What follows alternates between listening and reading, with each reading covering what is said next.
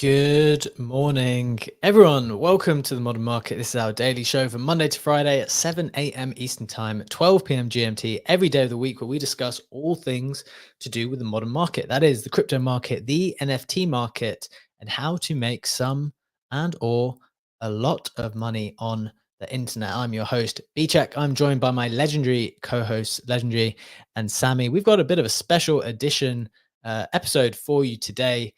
As always, we'll still be hitting all the headlines as usual, but we'll also be getting into some interesting information from Red Bull Racing to discuss all things Velocity Series 2.0. Very excited to be able to do that. Also excited to be able to give away a Red Bull Racing Velocity Series 2 pass. If you are listening to the show and if you like and retweet the tweet, which is pinned to the top of the show. So please do that if you want to participate. But we're going to get to that a little bit later. We're going to hit all the usual headlines and usual market updates first, as always. And as we do that, a reminder that nothing that we say here is financial advice. This modern market is so risky. So please do proceed with caution and exercise your own judgment. With that out of the way, Legendary, it is Tuesday. It is the 30th of April. We are one day away from selling in May and going away. How are you doing? How are you feeling? GM, absolutely not ready to sell in May and go away. Also, it feels like it is a super intense week. Like we barely had the Eigenlayer news yesterday. We still have Frentech to focus on this week with a couple amendments on the airdrop. We have Renzo. I think that the Binance launch pool farming ended today. So don't even really have time to process the main headlines because things are moving so fast. But honestly, I quite like the pace of that. So it's perfect. I like it too. I saw a funny tweet yesterday or something. Actually, it was an interesting one. It was saying, you know how people usually say sell in May, go away. But this one was very critical of that perspective. And they thought that if you do, all the people who did that once upon a time when it was DeFi summer and what was it, 2019 or something, would have missed everything. You miss like the majority of the meat of all these various things. Do you think that we're in that kind of danger as well, Legendary, if you were to follow that traditional kind of outlook?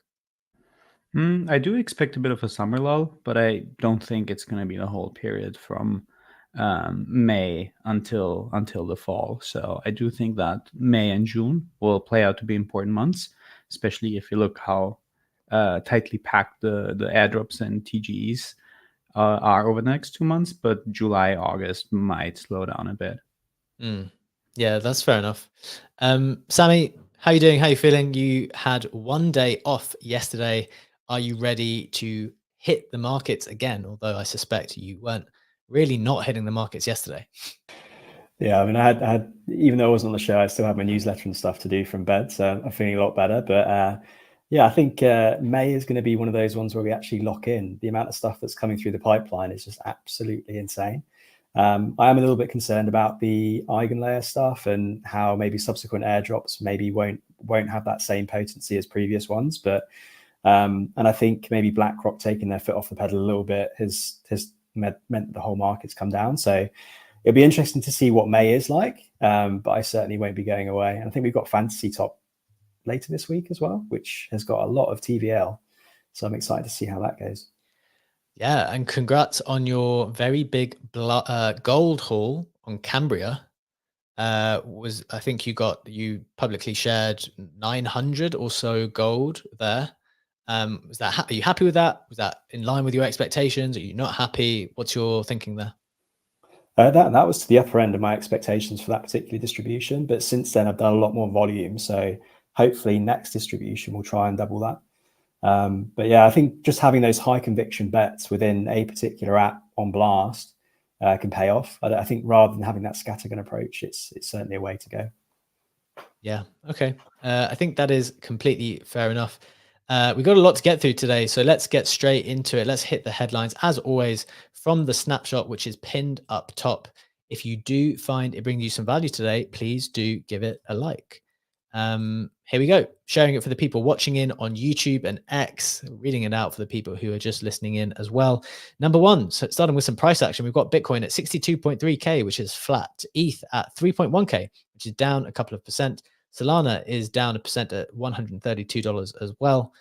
First headline, Eigenlayer airdrop details were revealed. It's trading at around $17 billion FDV on pre-markets, but it's also non-transferable and heavy geo-blocking. There's a lot of questions, a lot of FUD coming out of there in the last 24 hours. Want to get into some of those details in just a little bit.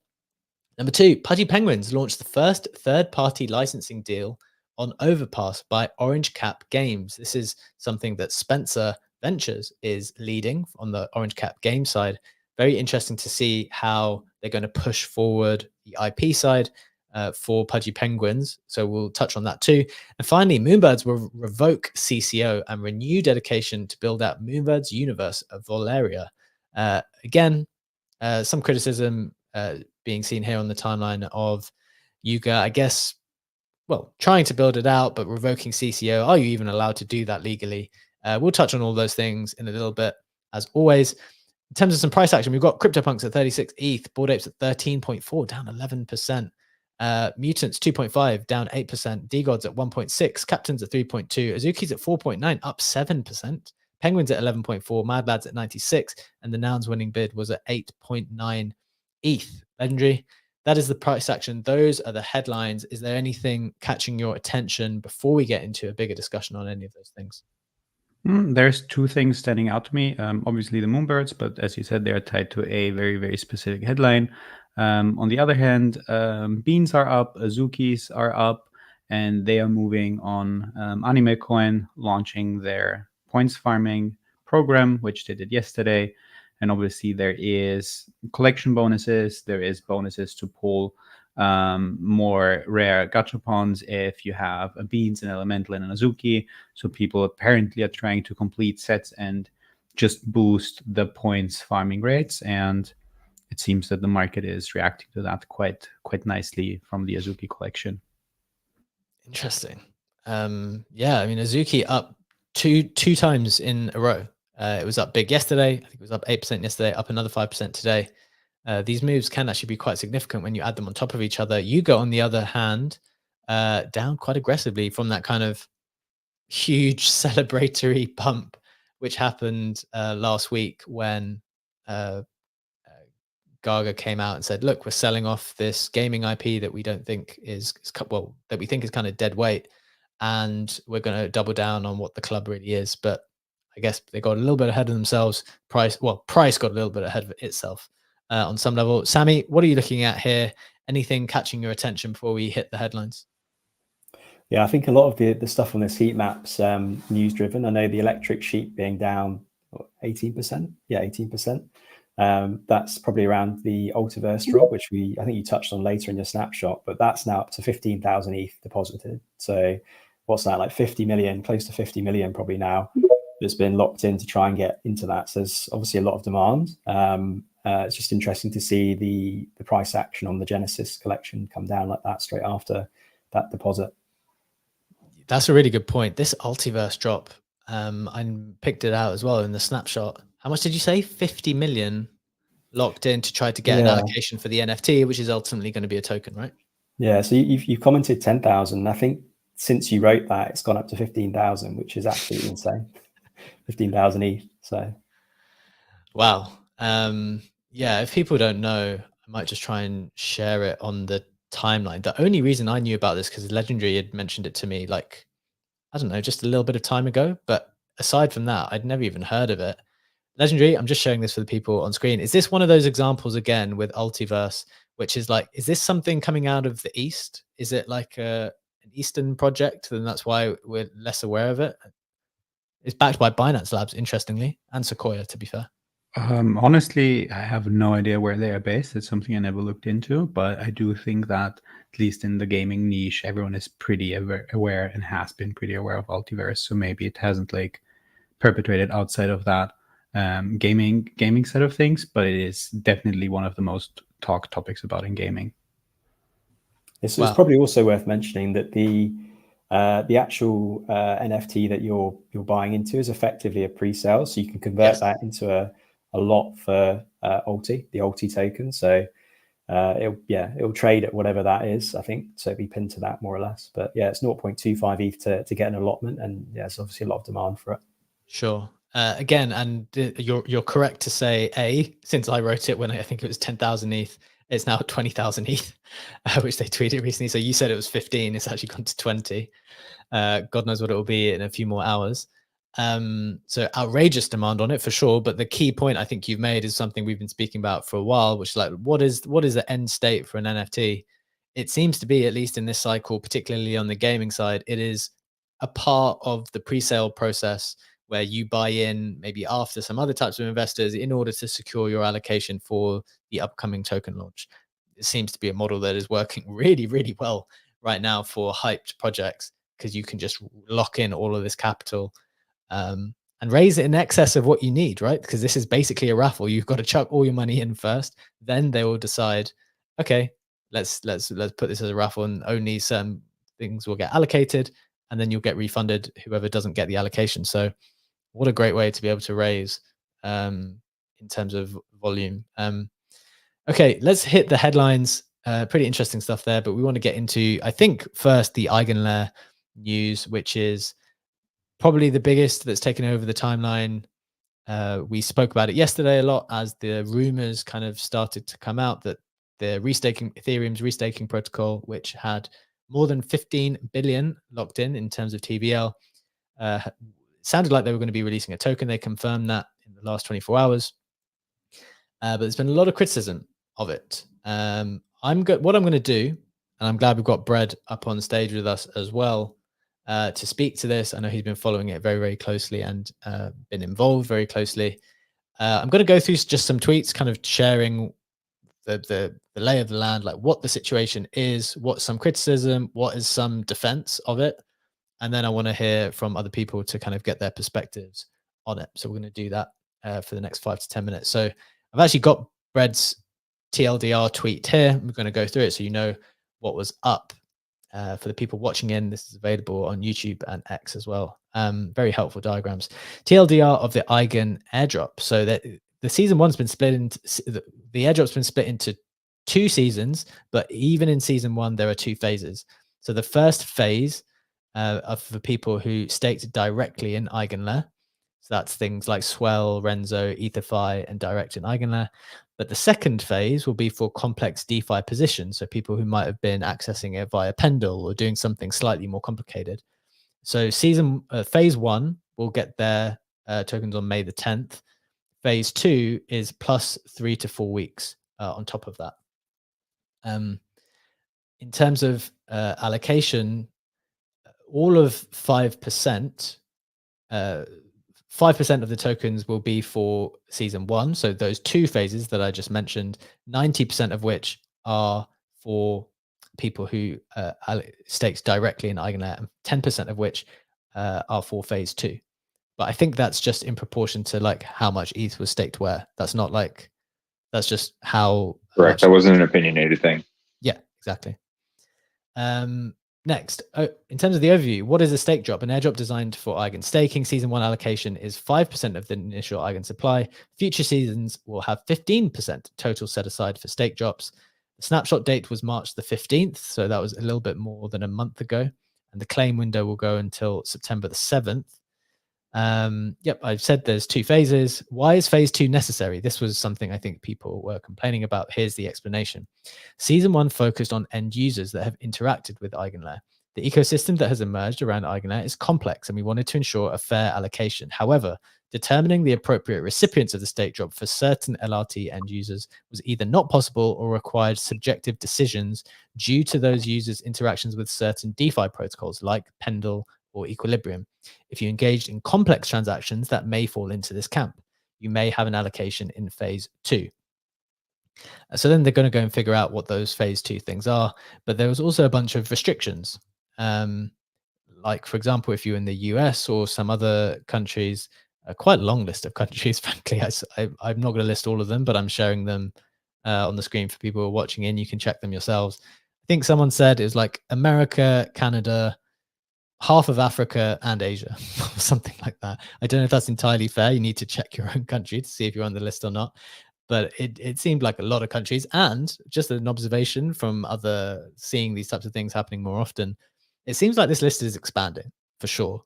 Like the list is getting larger and larger every time these things are coming to market. So it's a bit concerning just as a general crypto participant from that perspective. A couple of opinions on this. We had, well, a quick point. Brett also tweeted that Eigen perps are cresting the $10 mark on pre-markets. So that is that. We also have Suzu asking in a poll, will you be traveling to claim your Eigenlayer airdrop? And 1 in 4 people will be going on holiday in the next month or two in order to claim their Eigenlayer airdrop. 46% of people said no, 30% just wanted to see the results. In defense of all of this, perhaps an investor, but OX Billy said, Eigenlayer actually tries to innovate while remaining compliant, offers people an additional 100% APY on their staked ETH.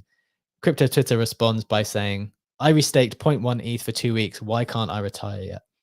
So I think those are probably the two camps. There's some people that are like, look, why are all these, no one blocked, you didn't block us from depositing, but you're going to block us taking our money out. Like there's something off in that. And then maybe a little bit of FUD about the amount that's been allocated towards this as well. But on the other side, they're saying, look, you can't just restake 0.1 ETH for a few weeks and be able to retire. Interested to hear what people's perspectives are on this. Legendary, I might start with you first for your headline thoughts, then definitely want to hear from Brad and Sammy as well. There's a couple of things I like. There's a couple of things I don't like. First of all, I absolutely understand that they're a bit more careful with how they calculate the points for the more complex DeFi products. Certainly one of the very few airdrops or airdrop categories where that is even a thing, where you have an external protocol that kind of allows you to leverage the points that you're earning. So I do understand that. I understand also how they think a bit more extensively about geo-blocking countries, given how big the protocol is and given that a failure of that protocol or a serious legal risk would almost cause a systemic risk for ETH as a cryptocurrency on a top level. So I do understand that they're approaching this way more cautiously than your random run-of-the-mill gaming airdrop or whatever else that is. Fair criticism, definitely. It's been also voiced in some of the comments, is if you were geo-blocking so many countries that extensively, why didn't you share that list before people were depositing? Because obviously you like people to deposit into the protocol, blow up your TVL, and then basically be the ones to say, nope, you can't claim your airdrop. So that's obviously a bit of like TVL chasing metrics that's going on, and that's fair criticism that they have to take. Probably my biggest gripe with it, though, is that's something we talked on yesterday's show about how basically a certain part of CryptoX, again, had insider info on that and was not even trying very hard to hide it by teasing on the timeline that this is going to be a big week for Eigenlayer, et cetera, and that has been heavily traded. And again, if you think about how big the protocol is and how cautious they have to be to not cause a systemic risk to ETH overall, then you would hope that at least in that case, there is no insider trading going on. And even if people have the inside info, it's probably one of the dumbest things you can do is to flex or even hint at knowing more than you do, especially when you see that the market is, where some participants are trading on that information. If you look at the ETH longs, if you look at the additional volume that did flow into EtherFi. So that's probably my biggest issue with that. Interesting perspective. I think those are all fair takes. I want to go straight to Brad, who'd produced so much of the content around, or that I just referenced in terms of summarizing the kind of immediate thoughts on this Eigenlayer details for the airdrop. Brad, welcome to the stage, my friend. What are your thoughts now that you had a little bit of time to think on it too? Is it completely fair? Is it an appropriate amount to reward the community versus is it very unjust for the amount that they've decided and also the method that they have employed? Yeah, what's up, guys? Yeah, so I agree. One, I agree with Legendary on basically everything that he said. I think a lot of the consternation that's stemming out of this stuff is basically just they spent so much time building a really great protocol and like writing out a shit ton of stuff, but it still wasn't very clear, right? They needed to be very succinct with all the thing that they were doing. And a lot of the fear, uncertainty, and doubt, as we like to refer to, came from just people misinterpreting shit. And like even me, like if you look at my tweet, I have their docs literally right there where they say 15% allocated to future seasons. But if you go through their other documents and chase them down in Discord, that 15%, even though it says for future seasons, actually includes season one. So it's 15% total for the community. So like a lot of little nuance like that, and then obviously the geo blocking stuff's confusing. I'm gonna give them a little bit of grace on like the not blocking deposit stuff, because honestly I think like a big factor of this stuff is just you don't think everything out. Like you're always building through time, right? These guys have been doing this shit for half a year, and like as something grows and as people keep depositing, they go, oh shit, this thing is real. We need to take this very, very, very, very seriously. And then you start like really like washing your back and doing the things that you think you need to do, which is the geo blocking stuff, right? So I'll give them a little bit of block on that. It sucks, but it is what it is whenever you try to take this stuff seriously. And it's not a good compliant, or it's not a good ecosystem to be doing things within compliance these days. So yeah. I think a lot of stuff comes from documentation not being great, but I'm happy to see that the token isn't just like a worthless governance token. So I think people should be should be pretty freaking happy, honestly, that you're getting something that is not just superfluous, right? You actually have something that is going to be valuable. And right now, trading at $10 is 17 billion FDV. Whatever you got, I would not be surprised to see it trading at least above Starkware, right? Starkware is floating around 30 to 40 billion FDV. Wow. So Still. Yeah. So why wouldn't you? I mean, I don't know if it's still, but it did for a while. So I wouldn't be surprised to see Eigenlayer, which is going to reform all of Ethereum to, double, triple from here pretty easily.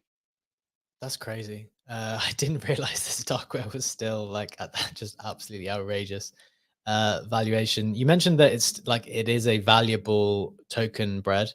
Do you want to speak to like the value itself? So you mentioned, I mean, we've been speaking on the show in general, pre-markets are very difficult to judge, should be very healthily skeptical of how they are observed and kind of traded on. But I think you suggested when I was reading the comments that it's trading at around a $17 billion valuation. Like, what do you what do you think about that, and how are you thinking about your own personal kind of allocations at the moment?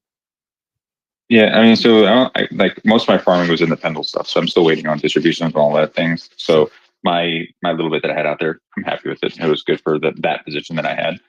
I think there's the confusion, and another thing that's frustrating people is the ratio from points to tokens. Like my ratio is about 20 because I was an early staker, but they don't really state that anywhere. And I have friends that were somewhere like 100 to 1 points to tokens, and like that's frustrating to not know the rules and to see what was happening, and like to not have fair distribution to that. So like that's a little frustrating. And then even talking about the valuation of this thing, I had to get it from the block, right? Which I got from a Hasaka tweet, because they didn't, in all of their white papers and all of their facts and all of their Discord, like they never actually just said, this is our pie chart breakdown of what we're doing, which is really frustrating. So that adds to all this stuff. But yes, talking about the token, it's not just a simple Gov token. They're using it as a means to, because we've talked about with Eigenlayer and what they do in the past, right? They use validators to have them do a little extra work, which if someone fucks up for something they agreed upon, then they get slashed for that extra work that they're doing for these ADSs, right? That's it. But this token is meant to govern, it's not a governance token, but it's meant to serve as like the Ethereum in a slashing condition that can't be quantified on chain, like with mathematics in a smart contract, but is agreed to before diving into serving as an AVS on top of Eigenlayer. So if you're doing something that is, and they have some examples of like what the actual phrases are, something that can't be, again, be quantified with mathematics in a smart contract, can't be automated with slashing, Eigenlayer is serving as the token that is deprived of the AVSs whenever, or the validators, whenever they misbehave doing something that is agreed to before the service spins up, but is failed to honor. And I'd have to go grab some of the examples to give you guys an example of one of the things, but it's not something opinionated like what's the best restaurant in New York City, right? That's an opinionated thing. That's not something you can like equate to or quantify. And they call it non-subjective, whatever. But yeah, that's the main purpose. It's going to be a reward token. It's going to be the ETH of these types of conditions that can't be put on chain, but are still agreed to and serviced by these services. Okay, I think that's really, really helpful to kind of just give people an overall glimpse of what the main kind of factors are here that we need to be thinking about. Thanks for that, Brad.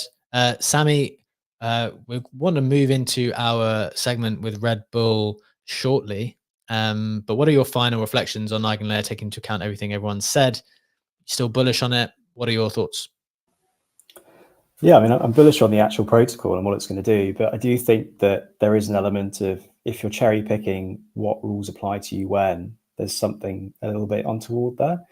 Maybe that's just my ex-auditor hat coming in and being like, okay, if it smells a little bit fishy, then maybe there is something a bit fishy. But I get Brett's point that if you start out building a protocol, then over time, things might suddenly hit the fan, and okay, you do actually have to properly look at regulation when you get to a certain size. So there is that. But I do think from the airdrop side, people's expectations are a little bit high. I think ETHify came out a pretty successful airdrop for those that staked in there, and I think that kind of boosted expectations for Eigenlayer. So I think it's just recalibrating that with the market. So and maybe that should be recalibrated down in this instance, but I still think it's going to be pretty juicy for those that actually committed their time and capital. Yeah, I think that's very fair. We've spoken a lot about how expectations in general in this space have just gone completely insane. So I think that is fair. Guys, we're going to get into like one of the final headlines on Pudgy Penguins a little bit later in the show. But as we said, this is a bit of a special edition for us today because we are doing a collaboration with Red Bull Racing to discuss all things Velocity Series 2.0. So we're delighted to welcome Web3 Mitch, Art on the Internet, and NFT Revolution to the stage with us. We're going to be talking a little bit about Velocity Series 2. And just a reminder, we have a tweet which is pinned to the top, not the snapshot, the other one. If you like and retweet it, you will be in with a chance of winning a Velocity Series 2 pass. And we're going to do that giveaway at the end of today's segment.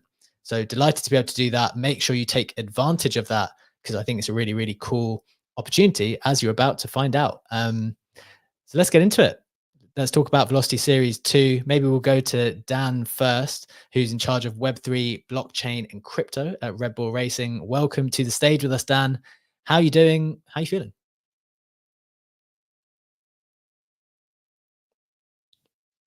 Dan, you are on mute. I hope you can hear us and you can come off mute. I can see that you're off mute. Can't hear you though. Great. There you go. Hello. We've got you. We've got you. Can you hear me now? Yep, we've got you, Dan. Good. Good. Good to be here. I'm not sure what happened there, but yeah, really great to be here. Thanks for having me on the show. It's really good to kind of chat to you about our Velocity Series project. It's now in its second season, so love it. Really excited to chat through it. Awesome. Nice to hear a fellow Brit as well on the stage with us. So look, we mentioned this is the second season for Velocity. You did Series 1 already. We followed that very closely on the show. You had amazing artists like Snowfro and Jack Butcher in that one. How was your experience of Series 1 and how are you setting up Season 2? Is it very much similar? Is it going to be different? What are your kind of headline thoughts there? Yeah, so it's a similar project. It's a generative art project. It's core, I guess. So we worked with some amazing artists last year. We did four drops and did some kind of incredible collections that were sort of in the artist style, but also linked to Red Bull Racing. Using kind of our data to create these amazing collections. So it's still the base of the Velocity Series Season 2 is still built around kind of working with some incredible generative artists in the space to create we're doing 3 drops this year, or 3 collections at around 3 different Grand Prix. first artist we've announced, a guy called Kietil Golid, a bit of an OG in the space. So we're very much looking forward to that first drop which we're doing around the Monaco Grand Prix. Amazing. So yeah, so similar format. There's some different things we're doing this year as well. So we started off with 1,000. It's all based around the Velocity Pass. You need to be a Velocity Pass holder to be able to get access to the various drops we're doing with these artists. So we released another 1,000 passes this year. So we've got a total supply of 2,000. And the other interesting thing we've done this year is we launched the Velocity passes on using the DM404 protocol. So you can actually fractionalize your passes into speed token. Wow. So the ticker is speed, SPEED. And yeah, so we're really interested to use this tech this year as a way to we didn't want to dilute the kind of the total supply of passes this year too much. We've launched another 1,000, so we still want to keep the collection sizes of the art fairly small. But yeah, we wanted to explore fractionalization as a way for other people to engage. If you don't want to get involved necessarily in the art itself, you can buy a fraction of a pass, or you can trade your passes into fractions, and there'll be stuff that people who hold a fraction of a pass can get involved with as well, which we're kind of going to release information on soon. Very interesting. So there's a couple of different elements. Yeah. Sure. This year. There's a lot of things I want to kind of double click on. You mentioned Kjetil Golid as one of the first artists. Definitely want to ask AOI on that. I believe they've been kind of working on some content out in Norway for that. Want to ask that in a second. Also want to double click on the DM404 stuff in a little bit too. But you mentioned that there was you mentioned like obviously not wanting to dilute for season 2.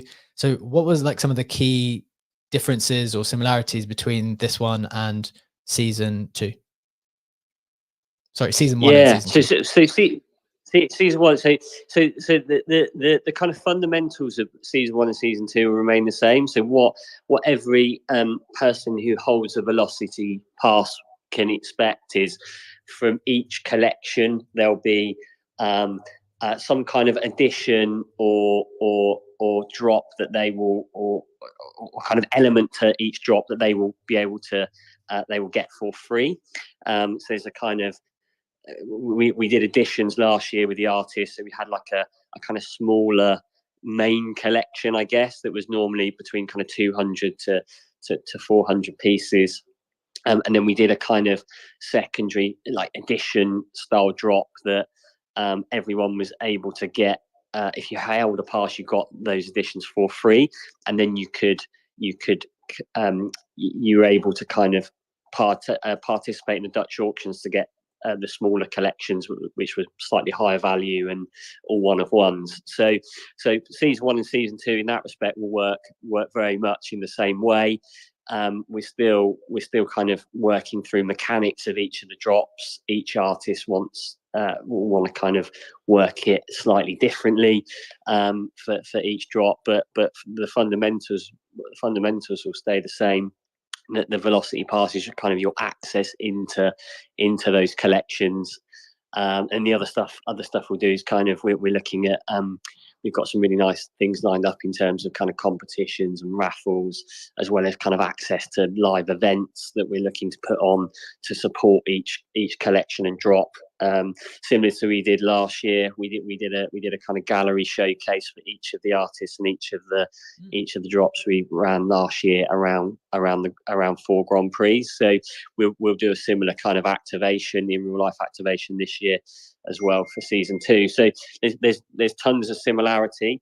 We like the simplicity of it, and it's very much kind of heroing these incredible artists. We've got some amazing artists lined up this year, as well as some cool bonus drop stuff as well happening. Okay.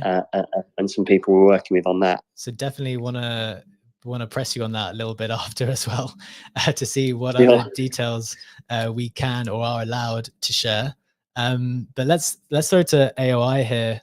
Thanks so much for joining us, Art on the Internet. I've heard you've been shooting some content in Norway for the first artist that's been announced, and you're kind of mainly helping out here to kind of help with the curation of the art for the Velocity series. How's that process been for you? How's it been going on that side of things? Yeah, so glad to be here. So we've been actually, our film crew is over in Norway at the moment. They're going to spend a few days with Kjetil to really sort of dive down deep on sort of the story of what he's creating, and for people to learn more about sort of who he is and what he stands for. It's been a really exciting journey with Rebel Racing. You know, like they're a brand that really pushes the boundaries of sort of technology, and with what we try and do as well, it's like, you know, art and technology. How do we really sort of help artists and tell artists' story and champion artists in ways like sort of never before? So last year, you know, we partnered with some incredible artists, and each one we did something slightly different. And that's something that you know we're trying to do with every single one of our Rebel Racing drops. Is we're not just going to go out there and be like, okay, this is a collection of 300, and you get an open edition of X amount. I think that's a little bit sort of boring, and I think it just doesn't do the artist justice. So, you know, last year, for example, you know, we worked really closely with let's say, you know, Jack Butcher, for example. You know, he launched his first ever sort of generative sort of project. And that was something that was, you know, super exciting. It's just, you know, he hasn't launched a, you know, Art Block's generative project before. With, for example, Eric Snowthrow as well. We created the first sort of, you know, generative to embroidery output that had a physical component to it. So that was something where, you know, potentially, you know, it would have been a lot easier doing something more simple, but, you know, working with these artists and also Rebel Racing, we really wanted to push the boundaries of what's sort of possible. So this year, you know, although we have, you know, 3 artists, you know, we are sort of trying to push the absolute limits with all the artists. So I think, you know, hopefully, you know, if you know, everything goes well, you're going to see some amazing, you know, films that are going to come out from Kjetil. Amazing. He's got a really unique concept. Yeah. Amazing. It sounds really interesting. One thing that definitely struck me the last time round, as a Jack Butcher collector myself, like the depth and the kind of thought process that went into that particular collection. And there were obviously 2 collections as well, right? But it really struck me that you were trying your very best to go deep, and it's not just a superficial partnership with a kind of corporate brand entity. It was more like, no, we want to really produce something really thoughtful, and something which the artist, from an artistic perspective, can like really showcase their own skills as well. I wonder whether once you've done that the first time, how you really try to stretch that the second time, AOI. Like, is there anything in particular you've been pushing for? Even Hardo mentioned this DN404 tech. Is that something which the artists are on board with? Like, is that something they're playing around with? Like, how are you thinking about that? Yeah, so DN404 was mainly based around the pass itself. It's something that sort of really happened in the last few months, where people experimenting, you know, what could be the perfect hybrid between an NFT and a token. And it was something that, you know, with Rebel Racing, you know, we're always here to push the boundaries of sort of technology. And in terms of, you know, DN404, you know, we were very fortunate to work with some of the, you know, OX Cleared and all those guys. You know, they're some of probably the best, most OG developers that have been working on Ethereum. So to work with that level of caliber of, I guess, developers to create something that hasn't been done before, and you know, what makes DN404 so interesting is that, you know, because it's a hybrid sort of contract, there's actually a lot of gas optimization that needs to be done as well. So it was almost like, you know, fine tuning an F1 car. You know, it was like, hey guys, we've got a brand new F1 car here, which is a smart contract. Okay, how do we optimize it? How do we fine tune it? And you know, a lot of tweaks were made, you know, up until the very sort of last minute. So it kind of echoed out that sort of ethos of Rebel Racing. And one thing that is also very interesting is that a lot of the artists we work with, all these guys are big fans of rebel racing. They follow rebel racing, they understand sort of what the team's about, what the races are doing, and so I think having that understanding from the artists is very, very sort of crucial. And to answer your question, we only go as deep as the artists. You know what I mean? Like, Sure. It's all about this collaborative effort with the artists, and when you work with super high caliber artists, it's like they do crazy things. You know what I mean? From Jack Butcher to Eric to Per Christian, all these guys came back with just absolutely sort of mind blowing sort of concepts, and it was a matter of sort of these artists by themselves honestly can sell anything. So it's not about really creating something that can sell a lot, etc. It was about kind of what you said. How do we create something that really respects sort of rebel racing vision and ethos? For example, Jack Butcher's drop. We looked at what were the total times combined for the rebel racing drivers for that season, and that was I think it was like 30 minutes or just over 30 minutes. And then we utilized that exact same time for the open minting window. So it seems like that Jack was thinking about, which I think really sort of just honestly, like, working with these guys is an absolute blessing. Just it's a real honor to work with these guys, just because of the way they think, the way they compute, the way they put concepts together. Yeah. And then of course we have to sort of match them as well. So with every single race and every single drop, we also worked with certain art institutions. For example, with our drop for Amsterdam, we showed our artist Rick Ostenbrock at the MoCo Museum. And then, for example, Jack Butcher's one, we had an event at the Louvre in Abu Dhabi as well. So we really try and sort of, it's not just about, just the artwork and the digital drop itself. Sure. We try and pair it with this sort of physical component. And I think that's something that Rebel Racing really, really rallied behind. And I think it's awesome to have a brand like that really supports this, not as just a drop per se, but it's something more sort of culture and art, and it's something really beautiful to see. Yeah, I really like that. And I'm actually going to ask a little bit more about that, the kind of IRL component, which I think more and more people are appreciating. But before we do that, we've just got a few minutes left for this segment. But I know Sammy wants to ask on DM404, because it's something he's been thinking about, experimenting with quite a lot. And then I'm just going to close with a couple of questions on the artists themselves. Anything else that you're able to share before the kind of process moves forward, Sammy? Yeah, I love the fact that you're kind of integrating this liquidity solution to your NFT passes. I've got a couple of questions on that, just because I know that there's a number of sort of 404 type launch pads that kind of have taken that forward now.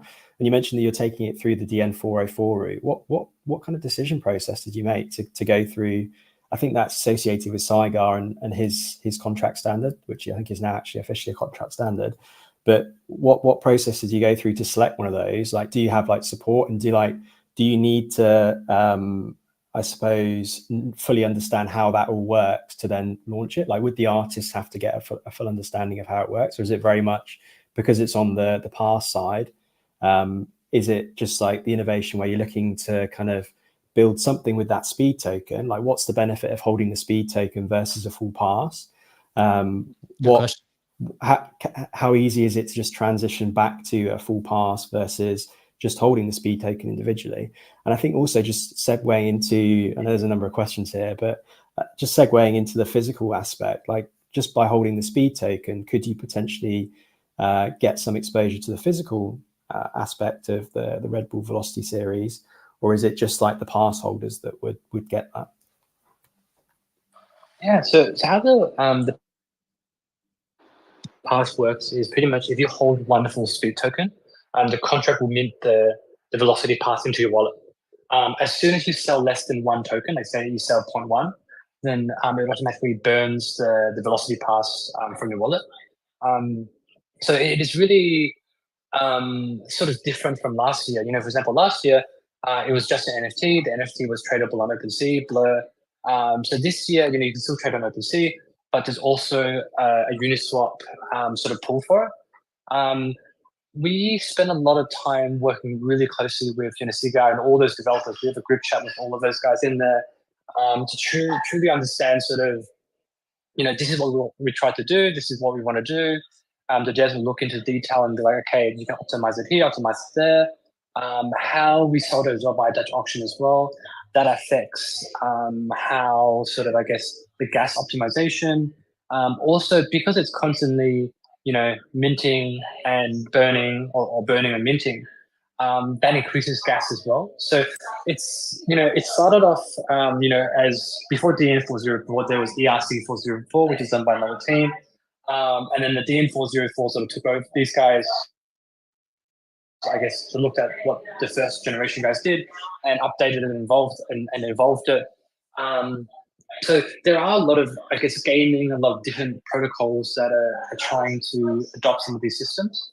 I think it's more of a tool than really sort of like a core sort of feature. Because at the end of the day, anyone can launch a DN404. So it still, requires, I think, you still have to have a product. You still have to have the velocity series. There's a lot of stuff that, apart from the free artists, there's a lot of stuff that's in the pipeline that adds so much more value for the velocity pass holders.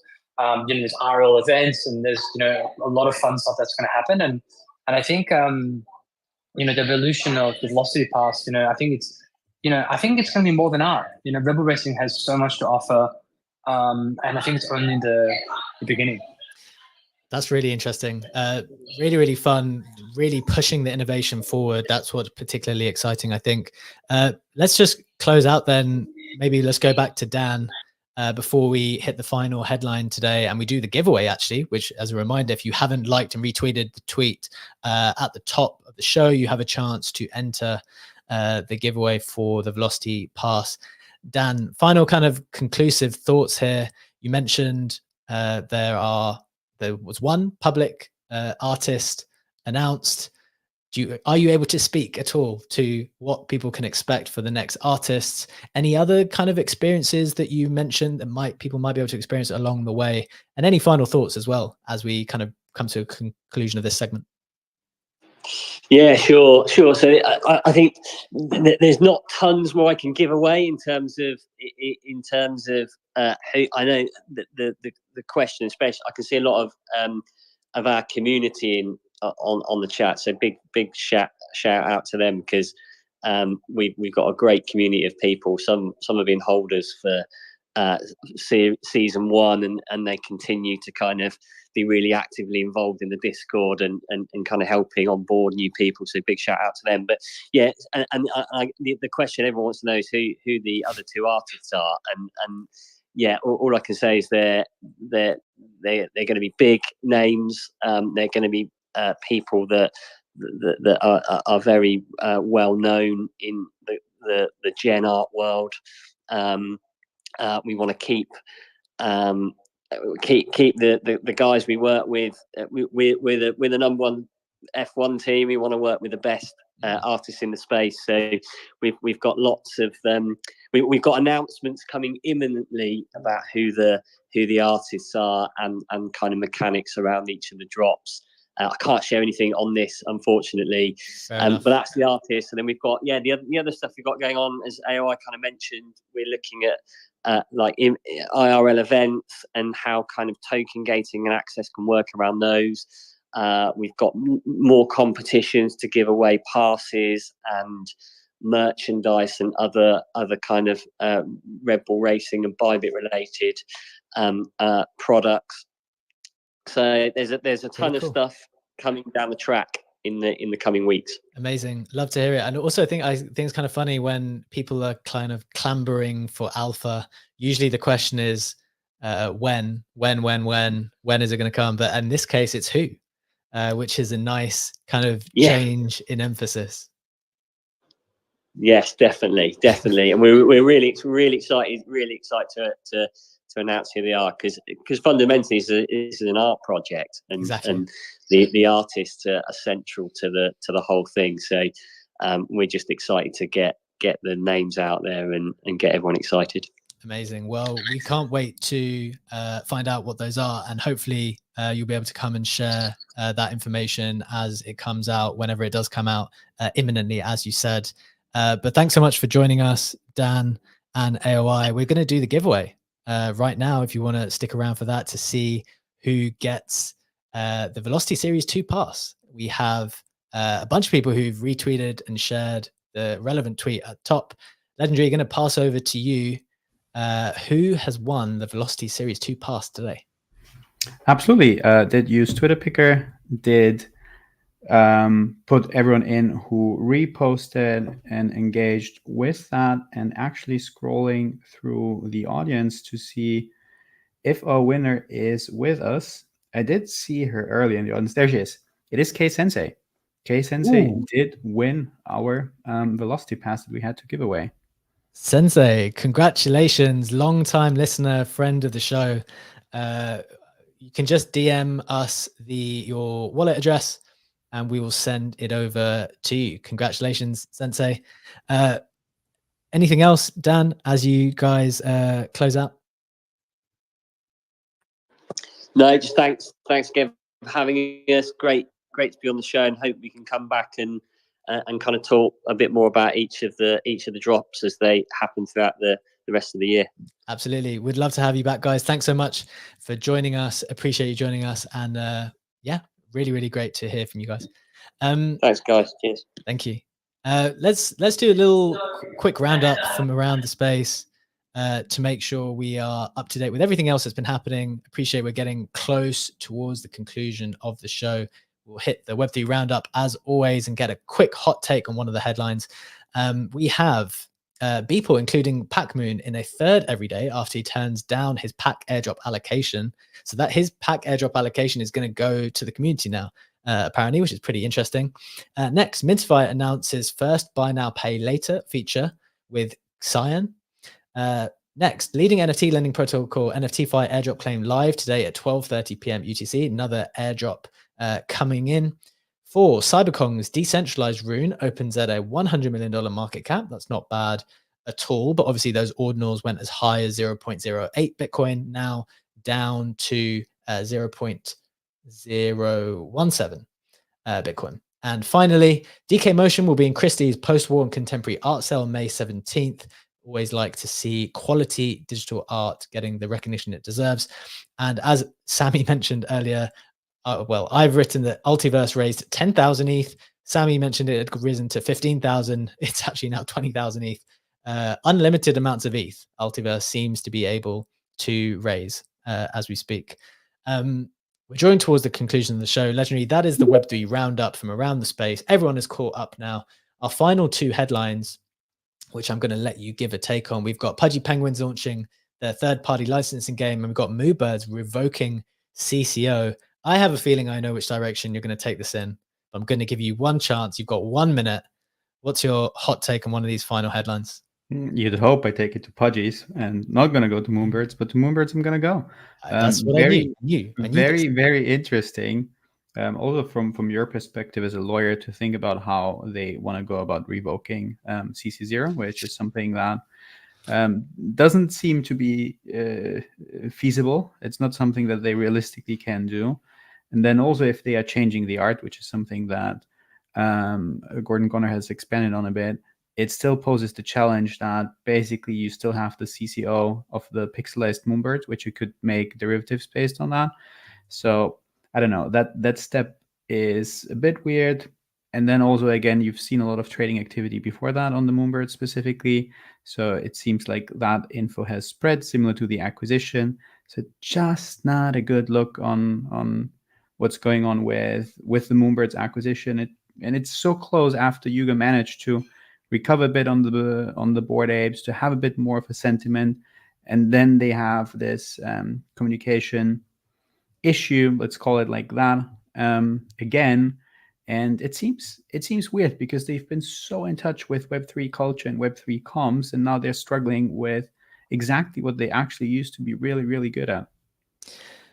Look, I knew you were going to take it in this direction. We don't have much time left, but this is my quick take before we close out. My first one is, look, I am a lawyer. well, I used to be a lawyer at least, but I'm not a lawyer on like every single thing. My instinctive take is that I'm pretty sure you can't do this. I'm pretty sure. Like, that's not my official legal opinion, but I'm almost certain that you can't do that. I don't know if anyone's particularly going to care. Can you imagine that there's someone using a Moonbird somewhere that's going to write to Yuga Labs and say, you've now, like, I don't have this IP, blah, blah, blah, blah. I've been building with it. I don't think it's going to be a practical issue. Sometimes in business, it's like, okay, is it a legal issue? But what about it? What about it just as a commercial issue? And so sometimes it's like, look, maybe that's not perfectly compliant, but on a commercial basis, if 0 people in the world are impacted, you're probably not going to have an issue. That'd be like a very, very commercial view of it, not what a lawyer would tell you to do.